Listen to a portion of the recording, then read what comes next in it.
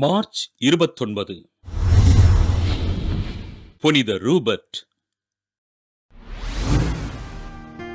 Germany நாட்டில் வாழ்ந்த வசதிமிக்க குடும்பத்தில் கிபி 660ஆம் ஆண்டு பிறந்தார் ரூபர்ட். சிறுவயது முதல் இறைபக்தியில் சிறந்து விளங்கிய இவர் குருவாக விருப்பம் கொண்டு பெனடிக்ட் துறவற சபையினில் சேர்ந்து அருட்குருவானார்.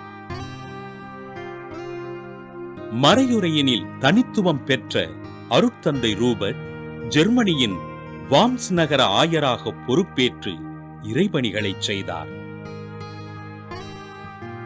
கிபி 696ஆம் ஆண்டு பவேரிய நாட்டு அரசர் 3ஆம் தியோடோவின் அழைப்பின் பேரில் அந்நாட்டிற்கு சென்ற ஆயர் ரூபர்ட் அந்நாட்டு மக்களிடம் ஆண்டவரை அறிவித்தார்.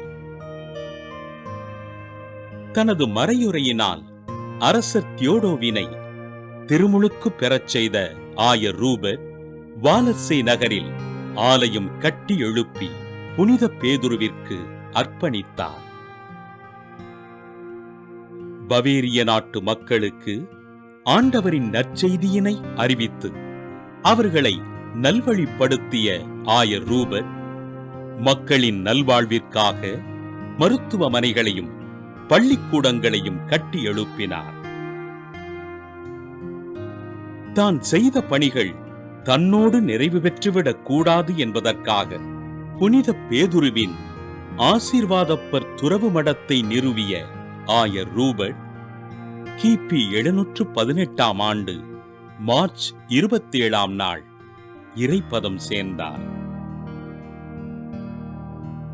பவேரிய நாட்டில் பல்வேறு ஆலயங்களையும் துறவு மடங்களையும் கட்டி எழுப்பி ஆண்டவரின் பணி செய்த ஆயர் ரூபர்ட்டினை திரு அவை புனிதராக உயர்த்தி சால்ஸ்பர்க் நகரின் பாதுகாவலராக அறிவித்தது.